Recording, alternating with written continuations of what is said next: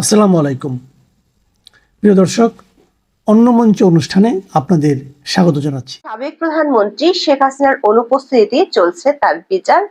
আদালত তার state defence হিসেবে নিয়োগ দিয়েছেন আইনজীবী। জুলাইয়ে হত্যাকাণ্ডের অভিযোগ গঠনের শুনানিতে তার পক্ষে লড়লেন সেই আইনজীবী আমির হোসেন। 7 জুলাইয়ের শুনানিতে তিনি এমন কিছু বিষয় উত্থাপন করেছেন যেগুলো জুলাই হত্যাকাণ্ডে বিচারের ভিতকে ভবিষ্যতে প্রশ্নের মুখে ফেলে দিতে পারে। রাষ্ট্র নিয়োজিত শেখ হাসিনার আইনজীবী দাবি করেছেন 24শে জুলাই আগস্টে কোনো যুদ্ধ সংগঠিত হয়নি, যেটা ছিল সেটা হলো রাজনৈতিক বিরোধ। সে কারণে 1971 সালের মহান মুক্তিযুদ্ধে সংগঠিত যুদ্ধাপরাধের বিচারের জন্য প্রণীত আইনের অধীনে জুলাই হত্যাকাণ্ডের বিচার করা যাবে কি না তা নিয়ে প্রশ্ন তুলেছেন এই আইনজীবী। এই প্রশ্নটির সাথে এমন কিছু সাংবিধানিক ব্যাখ্যা জড়িত যেটি আন্তর্জাতিক অপরাধ আদালতের আইন সংশোধনের এখতিয়ারকেও প্রশ্নবিদ্ধ করবে। বিস্তারিত জানতে চলুন যাওয়া যাক বিশ্লেষণে। 1971 সালে মুক্তিযুদ্ধের সময় সংগঠিত যুদ্ধাপরাধ ও মানবতা বিরোধী অপরাধের বিচারের জন্য আন্তর্জাতিক অপরাধ ট্রাইব্যুনাল গঠিত হয়েছিল।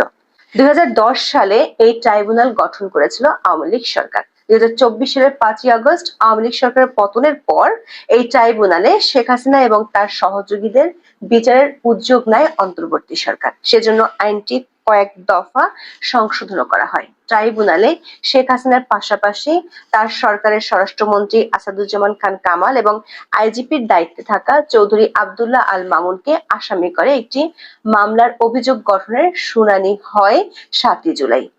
গত 1 জুন তাদের বিরুদ্ধে অভিযোগ আমলে নিয়ে শেখ হাসিনা ও আসাদুজ্জামান খান কামালের বিরুদ্ধে নতুন করে গ্রেপ্তারি পরোয়ানা জারি করা হয়। এর আগে 12ই মে মানবতা বিরোধী অপরাধের 5টি অভিযোগ এনে এ মামলার প্রতিবেদন জমা দিয়েছিল ট্রাইব্যুনালের তদন্ত সংস্থা। সেখানে শেখ হাসিনাকে জুলাই আগস্টের নৃশংসতার মাস্টারমাইন্ড, হুকুমদাতা ও সুপেরিয়র কমান্ডার হিসেবে বর্ণনা করা হয়। ওই দিন ট্রাইব্যুনালের চিফ প্রসিকিউটর মোহাম্মদ তাজুল ইসলাম সংবাদ সম্মেলনে জানিয়েছিলেন, শেখ হাসিনার বিরুদ্ধে তদন্ত প্রতিবেদনে 5টি অভিযোগ আনা হয়েছে। এর মধ্যে প্রথম অভিযোগটি হলো শেখ হাসিনার বিরুদ্ধে মানবতা বিরোধী অপরাধে উস্কানি ও প্ররোচনা দেওয়ার অভিযোগ।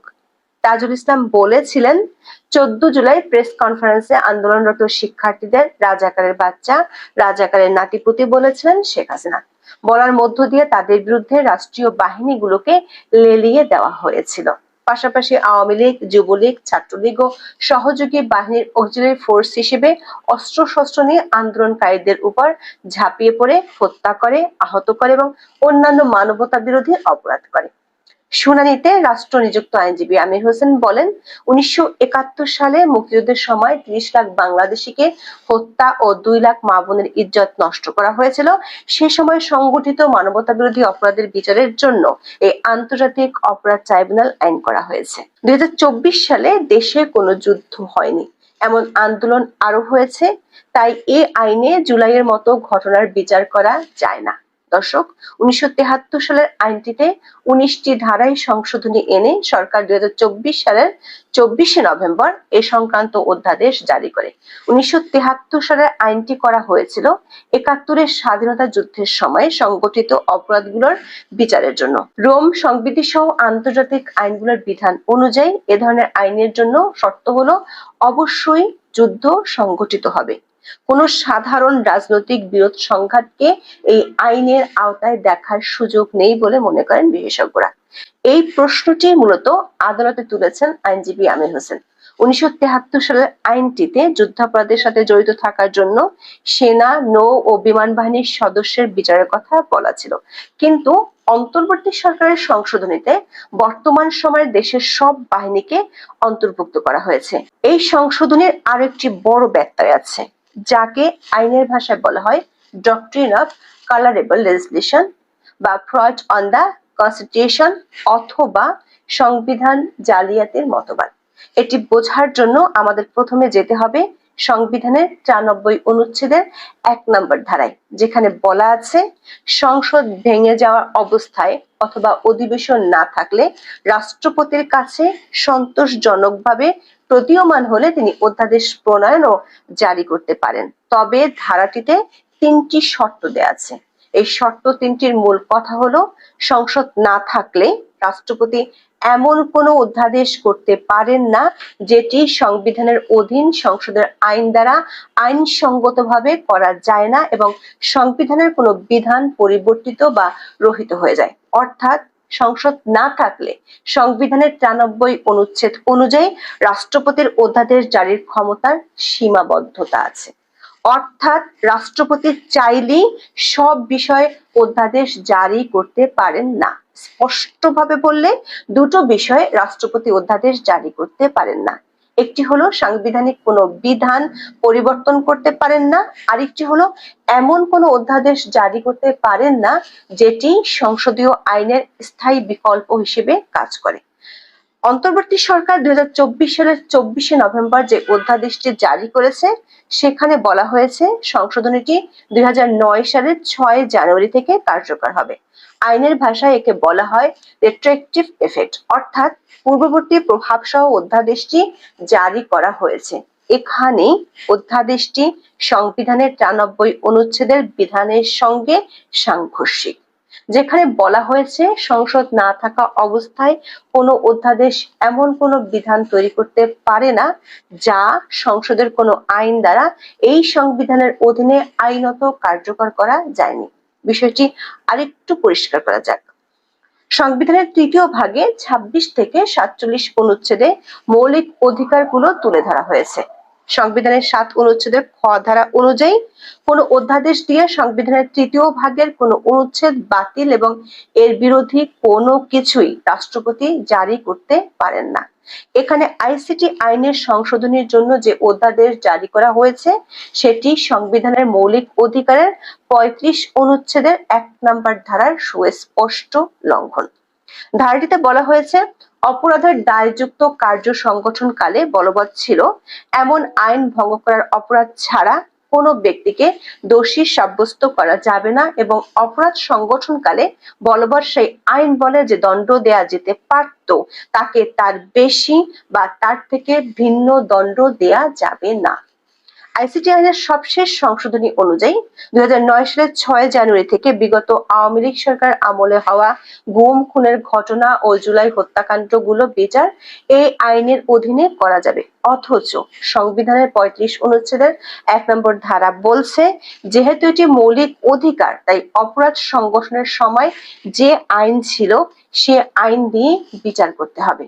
1973 সালের আন্তর্জাতিক অপরাধ ট্রাইব্যুনাল আইনটি প্রণীত হয়েছিল আন্তর্জাতিক আইনের অধীনে 1971 সালের মহান স্বাধীনতা যুদ্ধে গণহত্যা, মানবতা বিরোধী অপরাধ, যুদ্ধাপরাধ এবং অন্যান্য অপরাধের জন্য ব্যক্তিদের আটক, বিচার ও শাস্তি দেওয়ার জন্য।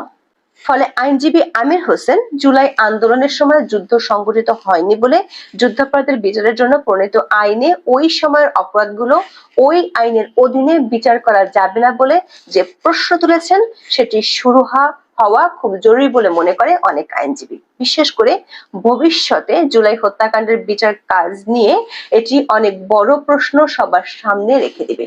জনাব আমির হোসেন দাবি করেছেন শেখ হাসিনা ও আসাদুজ্জামান খানের বিরুদ্ধে আনা অভিযোগ রাজনৈতিক উদ্দেশ্য প্রণোদিত। এই প্রশ্নটিও তখন অমীমাংসিতই থেকে যাবে। আমির হোসেন শেখ হাসিনার বিরুদ্ধে আনা আরেকটি অভিযোগ নিয়ে আদালতে প্রশ্ন তুলেছেন। রাষ্ট্রপক্ষের আইনজীবীরা শেখ হাসিনার বিরুদ্ধে সেতু ভবন, মেট্রো রেল ভাঙচুর ও পুড়িয়ে দেওয়ার অভিযোগ দাখিল করেছেন। আমির হোসেন দাবি করেছেন শেখ হাসিনার বিরুদ্ধে ষড়যন্ত্রমূলক এসব অভিযোগের ঘটনায় প্রসিকিউশন ডকুমেন্টারি এভিডেন্স আনতে পারেনি।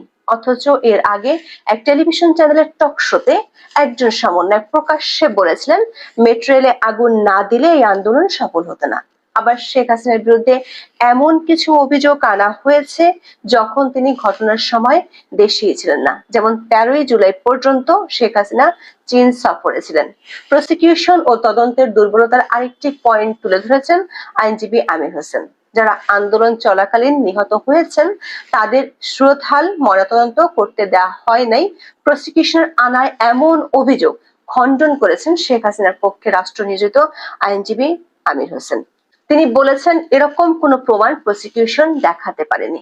একই সাথে ওয়াইড স্প্রেড ও সিস্টেমেটিক ভাবে মানবতা বিরোধী অপরাধ সংগঠিত হয়েছে, প্রসিকিউশনের এমন অভিযোগ মিথ্যা বলে শুনানিতে উল্লেখ করেছেন আইনজীবী আমির হোসেন। এই প্রশ্ন উঠছে কারণ সরকারি দলিল বা গেজেট বলছে জুলাই নিহত হয়েছে 834 জন, অথচ আদালতে প্রসিকিউশন বলছে 1400 জন মারা গেছে। এমনকি জাতিসংঘের যে তদন্ত প্রতিবেদন সেখানেও 5ই আগস্ট পর্যন্ত 1400 জনের মারা যাওয়ার সংখ্যা নেই। তাদের মতে 15ই আগস্ট পর্যন্ত 1400 জন মারা যেতে পারে। তবে আমির হোসেনের শুনানির পর চিফ প্রসিকিউটর তাজুল ইসলাম তার যুক্তিকে ফ্ল্যাট ডিনায়াল বলে উল্লেখ করেছেন। আদালতে শুনানির পরে সংবাদ সম্মেলনে প্রসিকিউশন বলছে, অভিযোগ গঠনের পরে আনুষ্ঠানিক বিচার শুরু হলে তাদের আনা অভিযোগ সত্য নাকি মিথ্যা তা প্রমাণিত হবে। দর্শক, অভিযোগ যদি মিথ্যাই হয় তাহলে অভিযোগ তো টিকবে না, আর অভিযোগ যদি না টিকে তাহলে সেটি অভিযোগ গঠন হয় কিভাবে? অভিযোগের ভিত্তি যদি না থাকে তাহলে আনুষ্ঠানিক বিচার শুরু হবে কিভাবে? তারও আগে জুলাই হত্যাকাণ্ডগুলোর স্বচ্ছ বিচারের জন্য গুরুত্বপূর্ণ হলো এই বিচারের সাথে জড়িত আইনি ও সাংবিধানিক জটিলতার প্রশ্নগুলোর শুরু হওয়া। ট্রাইব্যুনাল আগামী 10ই জুলাই অভিযোগ গঠনের আদেশের দিন ঠিক করেছেন। হয়তো সেদিন আদালত এ ব্যাপারে ব্যাখ্যা দিবেন। গত 19শে জুন আদালত অবমাননার মামলায় সাবেক প্রধানমন্ত্রী শেখ হাসিনা ও ছাত্রলীগ নেতা শাকিল আলম বুলবুলের বিরুদ্ধে আদালত অবমাননার মামলা পরিচালনার জন্য আইনজীবী আমিনুল গনি টিটুকে স্টেট ডিফেন্স কাউন্সিল হিসেবে নিয়োগ দেওয়া হয়েছিল। তবে তিনি ছিলেন শেখ হাসিনার ঘোরতর শত্রু। 10 মাস আগেই তিনি শেখ হাসিনার ফাঁসি চেয়ে ফেসবুকে স্ট্যাটাস দিয়েছিলেন। এমন বিতর্কের পর 25শে জুন আন্তর্জাতিক অপরাধ ট্রাইব্যুনাল তাকে প্রত্যাহার করেন। ওই দিনই নতুন আইনজীবী নিয়োগ দেওয়া হয় আইনজীবী আমির হোসেনকে। এখন এ পর্যন্ত, সবাই ভালো থাকুন।